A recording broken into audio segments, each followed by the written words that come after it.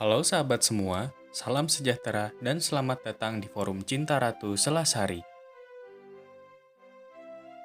Arah yang hendak dituju forum ini hanya sebagai pelengkap pemahaman awal tentang hukum dan sosial. Semoga bermanfaat.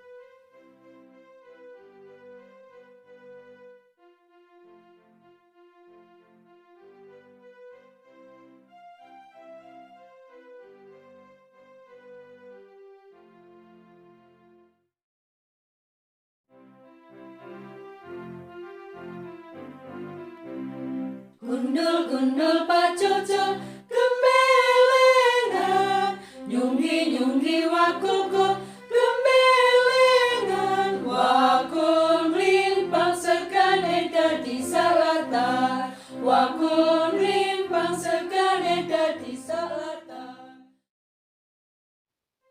Sahabat semua, mari kita perhatikan beberapa langkah sebagai berikut. Latar belakang penerbitan. A. Kekuasaan kehakiman menurut Undang-Undang Dasar Negara Republik Indonesia tahun 1945 merupakan kekuasaan yang merdeka yang dilakukan oleh sebuah Mahkamah Agung dan badan peradilan yang berada di bawahnya dalam lingkungan peradilan umum, lingkungan peradilan agama, lingkungan peradilan militer, lingkungan peradilan tata usaha negara, dan oleh sebuah Mahkamah Konstitusi untuk menyelenggarakan peradilan guna menegakkan hukum dan keadilan. B.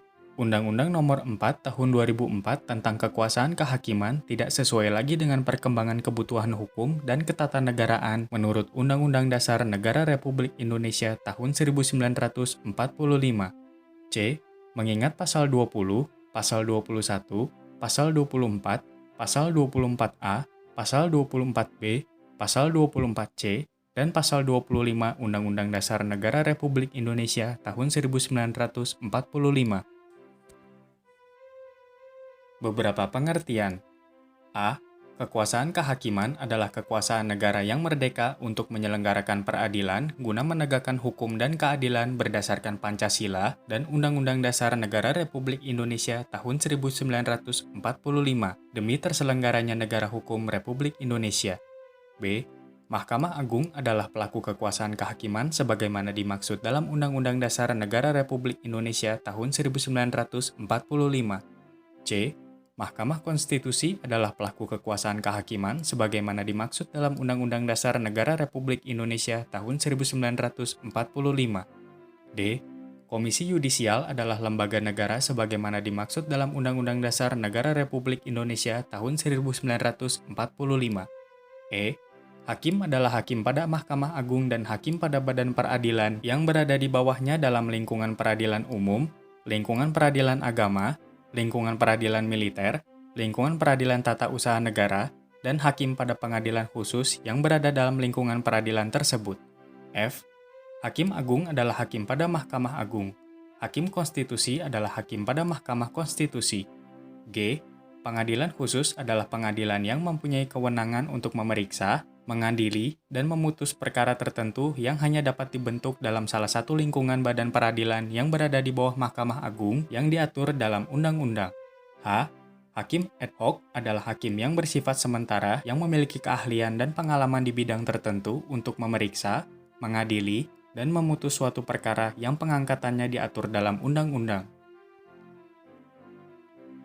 Penggunaan asas. Undang-undang ini diantaranya menggunakan asas keadilan, penegakan, sederhana, cepat, biaya ringan, kemandirian, non-diskriminasi, integritas, kepribadian, kejujuran, profesional, berpengalaman, dan taat kode etik. Sahabat semua, catatan latar belakang penerbitan, beberapa pengertian, dan penggunaan asas adalah petunjuk penting adanya pertanggungjawaban ilmiah dan dasar moralitas atas keberadaan undang-undang. Refleksi kritis terhadap validitas undang-undang ini harus terus-menerus dilakukan, sebab sebagai hukum positif yang sengaja diciptakan oleh otoritas negara, selalu terkandung tuntutan mewujudkan keadilan sebagai tujuan akhir masyarakat. Khusus dalam konteks studi hukum, maka perhatian yang sungguh perlu dilakukan terhadap diskursus asas yang dipergunakan. Keberadaan asas sebagai entitas kajian filsafat hukum menjadi urgen dan relevan, mengingat filsafat hukum merupakan induk dari semua refleksi teoritis tentang hukum yang selalu mempertanyakan hakikat hukum.